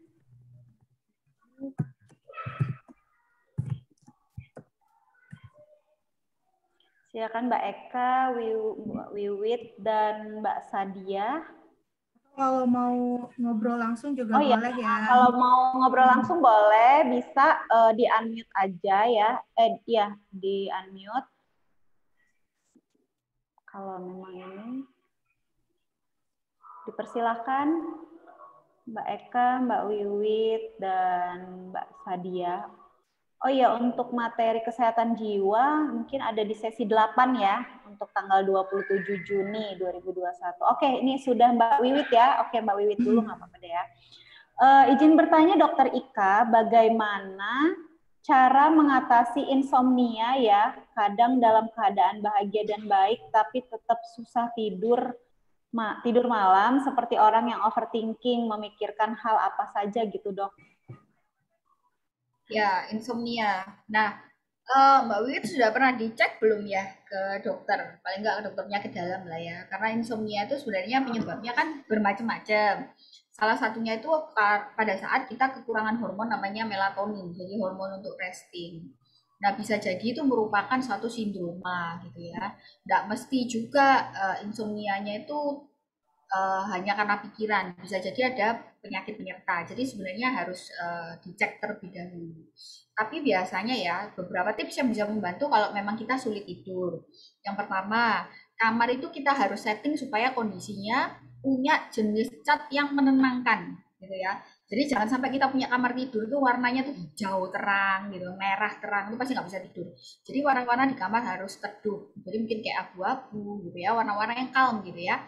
Kemudian warna-warna yang apa ya, warna-warna coklat yang muda banget. Kemudian tidak boleh ada yang namanya radio dan TV di dalam kamar. Itu yang kedua. Jadi harus disingkirkan karena kadang itu kita ada orang-orang yang kalau sudah nonton TV, termasuk saya gitu ya. Saya kalau nonton TV, nonton yang namanya drakor itu bisa bablas gitu. Apalagi kalau TV-nya di dalam kamar gitu ya. Apalagi ngeliat yang namanya mukanya Lee Jong Suk, siapa yang disukai, ada yang namanya Lee Min Ho. Semua ditonton gitu, rasanya nggak habis-habis ya. Akhirnya insomnia. Dan kalau itu dilakukan terus-menerus, ya beneran jadi nggak bisa tidur. Karena itu merubah yang namanya irama sikardian kita ya. Jadi suatu pola menetap kita tuh akhirnya jadi terganggu atau disruptif. Yang ketiga biasanya siang, kalau biasa istirahat tidur siang, dibalik siang jangan beristirahat, berolahragalah pada saat malam mau tidur ya, kita olahraga ringan. Kemudian kita bisa mengkonsumsi makanan atau minuman yang bisa meningkatkan serotonin, contohnya susu gitu ya. Kemudian pisang itu bisa membantu. Kemudian sebelum tidur kita usahakan untuk mandi air hangat. Jadi itu bisa membantu pasien-pasien, terutama pasien-pasien saya yang geriatri itu kan problemnya sukar tidur. Kalau memang ternyata masih belum bisa terbantu, itu sebenarnya ada, bukan obat tidur ya, ada yang namanya melatonin yang benar-benar dia berasal dari tanaman, bisa beli di apa namanya Guardian atau di apa itu ada. Jadi yang benar-benar melatonin yang FDA approved gitu. Jadi bisa membantu. Jadi diminumin tablet seperti itu untuk supaya bisa tidur gitu. Kalau memang ternyata masih belum bisa tidur, biasanya harus ke dokter dikasih obat. Pola sikardiannya dikembalikan. Kalau memang sudah terlalu lama insomnia, itu kan bisa menjadi suatu siklus yang menetap. Jadi biasanya kita kasih obat supaya benar-benar bisa istirahat tidur, dikasih selama 1 minggu. Jadi benar-benar dibuat tidur, memaksa supaya tubuh mengenali lagi irama yang sebelumnya. Jadi setelah itu biasanya bisa kembali tidur. Jadi kayak gitu. Ya. Oke, ya cukup jelas sekali ya penjelasan insomnia dari dokter Ika. Mungkin nanti kita bisa dilanjut di kesehatan jiwa juga. Terus itu dicari dulu penyebab dari insomnia-nya ini apa. Oke, selanjutnya kita pertanyaan dari Ibu Sadia ya, Ibu Sadia Umi. Selamat siang dok, izin bertanya. Kebetulan aku orangnya kalau ada orang ngomong tentang aku langsung kepikiran dok. Apa kalau udah banyak pikiran, kepala rasanya penuh jadi kata-kata orang kadang terngiang-ngiang walaupun kadang sudah nggak difikirkan. Gimana cara kita biar jadi nggak merembet-rembet? Apa kita butuh meditasi? Tapi kalau meditasi aku susah fokus. Terima kasih. Ya, jadi ini kembali lagi ya, jenis kepribadian. Saya rasa teman-teman di sini semua sudah tahu, ada 4 jenis kepribadian ya. Jadi kepribadian koleris, sanguin, melankolis, sama flekmatis. Kalau gampang banget mikir omongannya orang, kemungkinan besar kepribadian melankolis gitu ya. Karena kalau orang-orang melankolis itu dikasih tahu apa sedikit itu dibawa masuk ke dalam hati.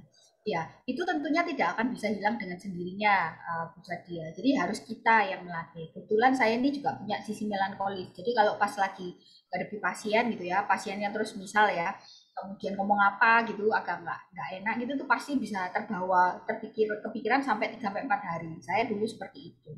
Nah, salah satu tips yang saya kerjakan yaitu pada saat pasien ngomong seperti itu ya, saya akan berpikir bahwa itu masukan buat saya.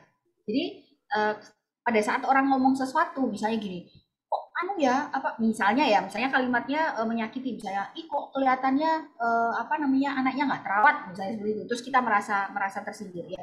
Kita bisa melihatnya sebagai sesuatu yang lain. Oh, mungkin aku harus lebih banyak merawat anakku, gitu ya. Karena orang lain melihatnya seperti itu. Gitu. Jangan terus yang dibawa baper kemudian kita jadi sakit hati. Anggaplah itu sebagai suatu masukan. Jadi sama kayak misalnya saya nggak ada pasien ngomong kayak gitu, ya saya akan melihat kembali gitu. Contohnya, kebetulan saya kerja di rumah sakit swasta. Rumah sakit swasta tempat saya bekerja itu termasuk rumah sakit yang kayak Hacos dan sejenisnya lah, jenis rumah sakit kayak gitu. Jadi pasien itu sangat sangat demanding. Dan yang namanya di sana kita kerja jadi dokter, kita itu harus siap pada saat pasien itu minta pindah dokter. Ya, itu kan perasaan yang kalau kita sebagai dokter rasanya gak enak gitu ya. Ibaratnya kita itu kayak di PHK sama pasien. Nah, dulunya saya merasa seperti itu awal bekerja, tapi sekarang setelah saya punya mekanisme pada saat pasien mau pindah dokter, ya sudah, saya akan langsung berpikir, ya nggak apa-apa, namanya orang tua pasti menginginkan yang terbaik untuk anaknya, it's normal, ya nggak apa-apa, pindah aja gitu ya, itu haknya pasien. Jadi Bu Sadia mesti belajar untuk mereverse kata-kata, bukan untuk menyerang diri kita gitu ya. Jadi bukan ditujukan sama kita, tapi itu sebagai masukan untuk mengubah kita jadi orang yang lebih baik. Biasanya tuh lebih ngefek sih, nggak terlalu bapak. Ya. Oke, baik. Wah, benar-benar ya kita ini jadi seorang ibu memang harus semua bisa mengontrol pikiran kita sendiri aja, harus bisa sendiri ya, tanpa orang ngomong yang mencela aja kita harus mencoba berpikir positif. Kalau ternyata itu sedikit teguran atau mungkin yang harus bisa kita rubah lah ya, kayak misalnya penampilan anak atau itu. Cuman memang mungkin beda pribadi lagi ya dok ya, balik ke pribadi masing-masing. Ada yang memang ngedengerin ya kan, terlalu dimasukin ke hati, ada yang bahasanya yang bodo amat lah gitu, terserah lo mau ngomong apa gitu kan, istilahnya kayak gitu, ada yang begitu ya. Oke, untuk Mbak Eka, oh ini sudah ada ya pertanyaan dari Mbak Eka. Selamat siang dok, saya mau nanya nih dok, saya habis lahiran kedua, kok berat badan saya belum turun-turun ya, malah kayaknya makin berat rasanya. Apa ini berbahaya buat saya dok? Apa ini salah satu ciri-ciri stres juga ya dok? Terima kasih dok. Aduh, ya, Eka. Kayaknya kalau kita jadi cewek itu problemnya semua sama ya. Gimana caranya supaya tetap langsing gitu ya. Saya termasuk cabi nih. Berat badan saya setelah menikah itu naik. Kalau dulu cuma 45, sekarang 52. Jadi saya sangat cabi. Ya, jadi untuk masalah berat badan yang tidak turun, itu ada beberapa faktor, tidak selalu melulu tentang stres ya. Jadi kadang bisa karena misalnya gangguan hormon tiroid, hipotiroid, ya hormon tiroidnya kurang. Nah itu apa namanya, kalau misalnya Mbak Eka pergi ke dokter kan pasti di screening. Jadi ada keluhan lain, misalnya cepat lelah, rambutnya rontok, kemudian badannya tuh walaupun kita minum air 1 gelas tuh bisa naik 1 kilo, rasanya seperti itu. Nah bisa jadi itu merupakan gangguan hormon tiroid, atau mereka yang sudah mau menopause ya, mau menopause itu biasanya beratnya tuh meningkat dengan cepat ya, karena hormon menopause-nya kan hormon estrogennya mulai berkurang. Nah belum tentu karena stres. Tapi kembali lagi, kalau mau menurunkan berat badan ya, cara paling mudah adalah kita mengubah pola makan. Itu cara paling gampang ya. Jadi misalnya pola makan, ganti aja semuanya jadi rebus-rebusan, gampang kok gitu. Itu pasti nanti akan turun beratnya. Jadi kalau biasanya makan nasi putih, nasi goreng, nasi apa, jadi ganti aja jadi rebusan. Itu bisa membantu supaya berat badan turun. Yang kedua ya tentunya kita berolahraga. Ya, kita berolahraga mulai dari simpel 15-20 menit. Nanti dipaksakan, nanti lama-lama setelah 30 hari itu akan menjadi suatu kebiasaan. Karena untuk kebiasaan baru kita butuh 30 hari konstan. Kalau ditanya berbahaya apa tidak, jelas kalau misalnya ternyata berat badan berlebih itu nanti dia bisa mengganggu lutut gitu ya, kemudian bisa mengganggu yang namanya otomatis mungkin kita merasa jadi lebih capek ya, lebih mudah capek, bergerak jadi kurang aktif. Jadi kalau kedepannya berbahaya tentunya kalau terus-menerus ya pastinya tidak baik gitu ya efeknya. Apakah bisa merupakan salah satu ciri stres? Gejala yang lain ada enggak gitu ya. Jadi misalnya jenisnya abdominal, makannya tuh sedikit gitu, tapi yang di perut itu menumpuk, atau misalnya cepat merasa lelah, atau misalnya kita merasa seperti kayak tidak ada harapan, diam-diam suka menangis sendiri gitu ya. Nah itu merupakan gejala-gejala dari ciri stres. Jadi kita harus bisa tahu ciri-ciri stres itu apa, gejalanya itu apa. Jadi kita harus mengenali. Tidak harus melulu bahwa berat badan yang sukar turun itu karena stres ya, bisa juga karena penyakit, yaitu seperti yang saya contohkan tadi, misalnya gangguan hormon tiroid. Jadi sebaiknya sih diperiksakan sambil ngatur pola makan ya. Baik, oke, benar banget ya dok ya. Berat badan itu adalah dilema untuk setiap wanita, terutama saya pun begitu. Jadi kalau saya makan dikit aja kayaknya udah kepikiran, udah stres. Ya ampun, baru makan 2 sendok nasi aja udah ngerasa kayak mau naik 2 kilo. Iya, kayak mau naik 2 kilo, dok. Jadi ya kalau saya solusinya yaitu ganti makanan ya, lebih ke gula saya ganti ke yang kayak diabetasol atau cuman perasa manis doang, terus nasi pun saya ganti shirataki. Karena saya memang ngerasain seperti Mbak Eka, anak kedua saya sangat gendut banget, dan itu abis melahirkan bukannya turun malah naik jadi berapa kilo ya, 10 kilo, karena anak saya alergi susu sapi, jadi lebih banyak ke makanan yang karbo ataupun lebih ke tepung-tepungan seperti itu, nggak bisa yang keju, susu dan lain-lain, saya off dulu gitu. Malah nambahin berat badan, nambah gendut, pusing kalau kayak gitu. Oke, kalau gitu kita lanjut ke termin ketiga ya. Udah banyak nih, berat badan udah dibahas, penyebab stres udah, pokoknya support dari keluarga sudah dibahas. Mungkin kita harus membahas yang lain. Nah, ini kayak kita buka termin ketiga. Sabar, belum dihitung. Jangan raise hand dulu ya. Oke ya, dihitung ya. 1, 2, 3. Oke, mulai. Oke, ada Mbak Palupi, terus juga ada Mbak Imam 71. Ya, ini ada dua ya. Oke. Palupi dan Mbak Imam 71. Oke. Untuk Ibu atau Mbak Palupi dan Mbak Imam 71 itu bisa nulis pertanyaannya di chat atau mungkin bisa unmute, mau berbincang langsung dengan Dokter Ika itu boleh. Oke, sudah nih ada pertanyaan dari Mbak Palupi ya. Dok, izin bertanya, bagaimana ya cara memulai membuat jadwal kegiatan agar konsisten? Apakah ada tips-tipsnya? Ya, Mbak Palupi ya. Jadi jadwal kegiatan agar konsisten.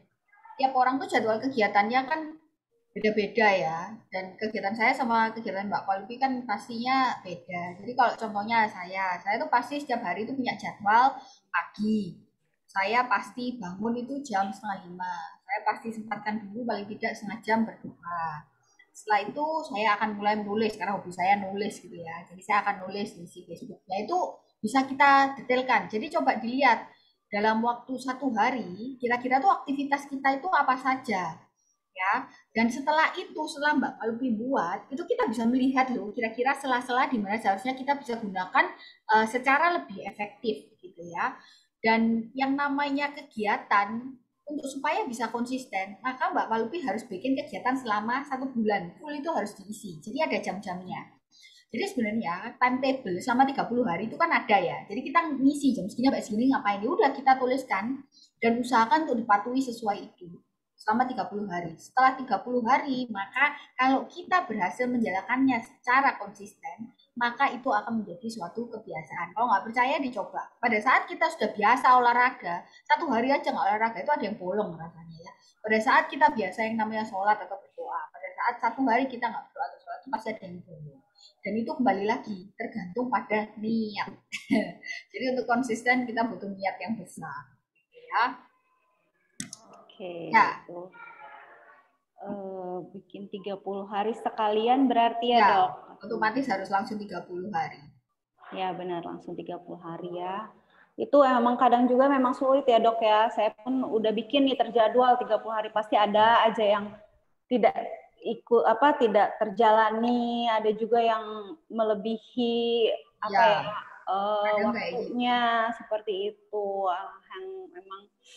Yang memang ya setidaknya berencana ya, ada rencana kita untuk gimana kegiatan-kegiatan kita nggak kebuang sia-sia lah untuk hari kita selama 24 jam ini. Oke, kita lanjut ke pertanyaan dari Mbak Imam 71.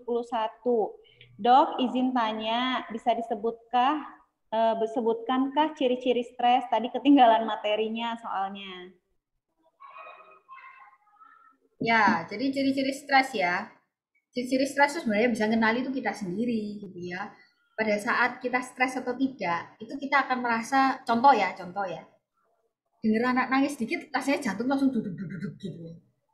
Terus misalnya kita sudah makan pun perut itu bisa terasa sakit, badan itu merasa cepat lelah gitu ya. Terus rasanya tuh mau beraktivitas itu males, ya bisa jadi kita menderita stres. Nah, masalahnya seringkali stres ini tidak diakui oleh ibu. Jadi kita tuh merasa aku nggak apa-apa kok, gitu. Aku tuh nggak apa-apa gitu. Kita tidak menyadari. Tapi pada saat produktivitas kita berkurang, ya harusnya dalam sehari kita bisa melakukan banyak hal dan ternyata itu menjadi sangat sedikit, bisa jadi kita itu menderita yang namanya stres. Apalagi kalau misalnya di antara stres itu kita sudah mendeteksi ada perubahan sikap. Contoh ya, mama dulu sabar mau main sama aku, sekarang kok enggak sih gitu. Nah itu kita harus aware. Dulu mama nggak marahan, sekarang sedikit-sedikit aku dimarahin. Nah itu kita harus aware gitu ya.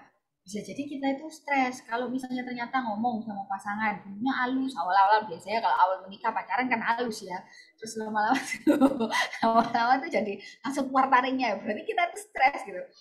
Kita harus bisa mendeteksi segala macam perubahan seperti itu untuk tahu kita stres. Nah, stres itu ada gejala dini dan gejala yang manifest ya. Kalau sudah manifest ya tentunya akibat seperti yang tadi saya jelaskan itu, kortisol yang meningkat. Kalau sudah manifest bisa menimbulkan penyakit fisik yang tidak bisa hilang.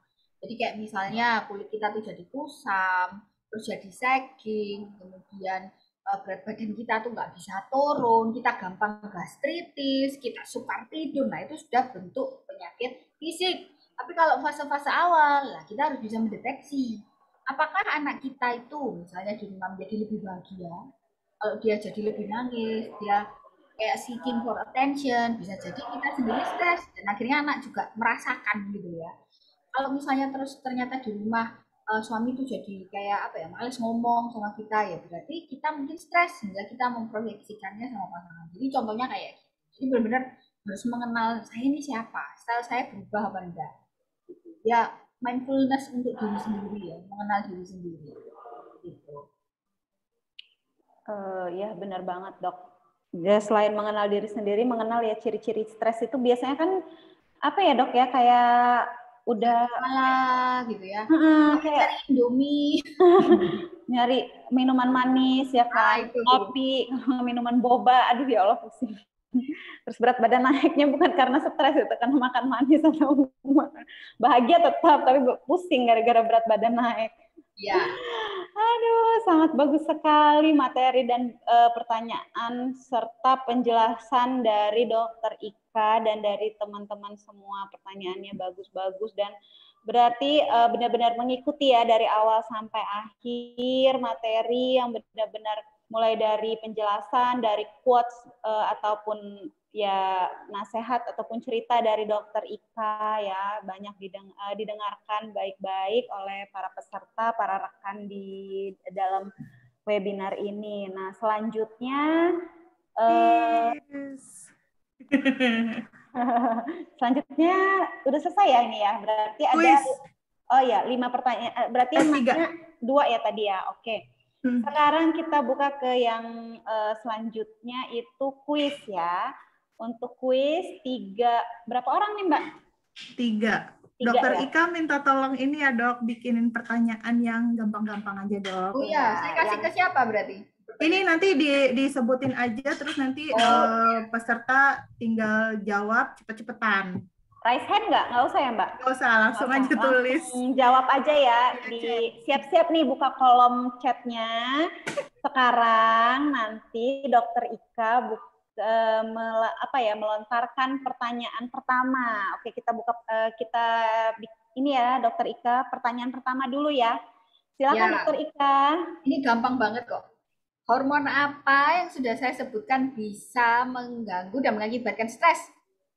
Oh, langsung dijawab. Oke, yang pertama Justina Setia. Oke, cukup pertanyaan pertama, cukup ya. Oke, kita lanjut ke pertanyaan kedua. Silakan Dokter Ika.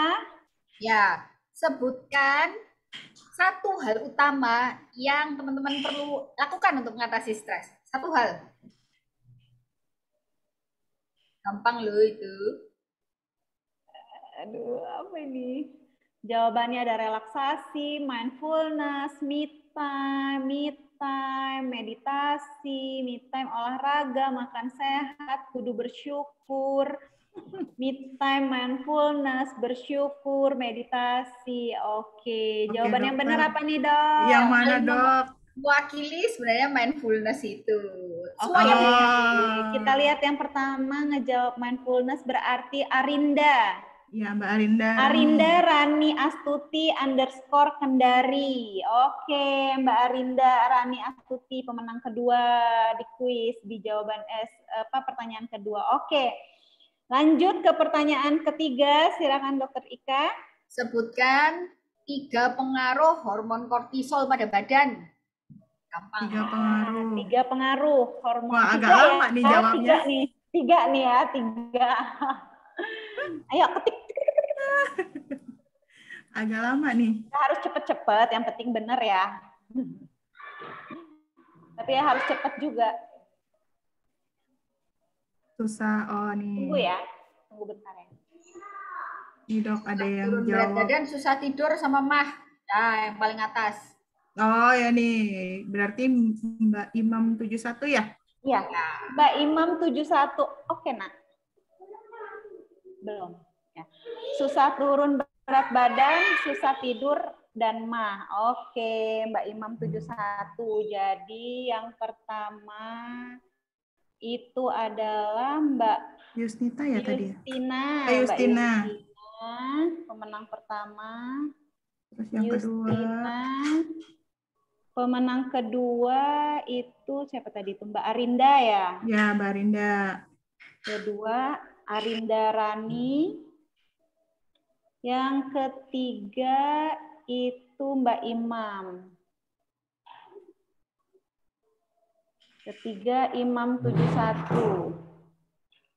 Oke. Ya. Jadi untuk penanya di sesi 1, yang pertama siapa tadi ya Mbak? Dokter Pinan ya?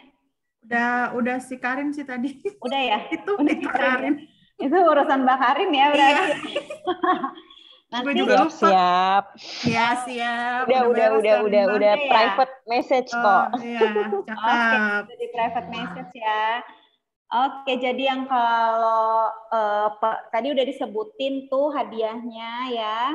Dari untuk yang ke-6 pemenang tadi, yang 3 penanya pertama dan 3 penanya jawaban ya, 3 yang jawab benar itu dari Taktuku Buku, dari Ruang Baca _Giant, terus dari Saf Media Indonesia, dari HA_books, aruna.library, dan Kamar Gaitsa. Kemudian, buat rekan-rekan yang mengikuti webinar ini, boleh banget itu share di IG Story ya, di share IG Story rekan-rekan atau teman-teman sekalian, itu untuk template-nya, atau tag siapa ajanya itu bisa buka IG Story di Dokter Pinan ya, atau IG Instagramnya Dokter Pinan. Nah itu ada hadiah dari Farisa Manda dari booksandbox.id, kemudian ada foxandbunny.id,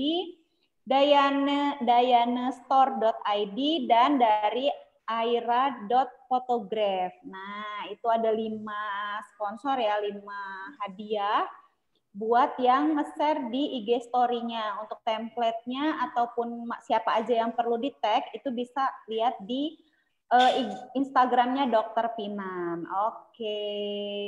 Terus yang dapat surat cinta langsung dari Dokter Karin, silahkan dibuka.